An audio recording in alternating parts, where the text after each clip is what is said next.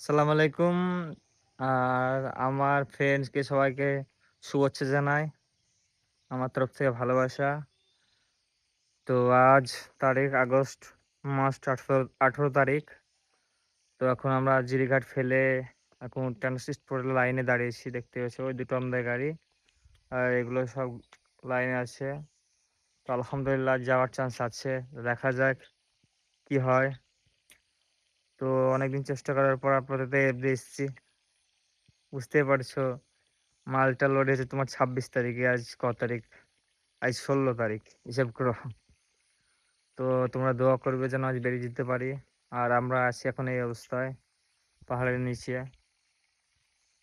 তো তোমাদেরকে একটা কথাই বলতে চাই যে এখন জিরি পাম্প বলছি তোমার ইম্পল মণিপুরে মাল কেউ লোড করবে না। লোড করলে এরকম পরিস্থিতি হবে। তো তোমাদেরকে বারবার ভাই একটা কথাই বলছি, লোড করবে না এখন। আর লোড করলে ভাই বুঝতে পারছো অনেকদিন লেগে যাবে। তো বাকিটা তোমাদের। তো আমি চাইবো যেন এখন তোমরা লোড না করলে ভালো থাকবে।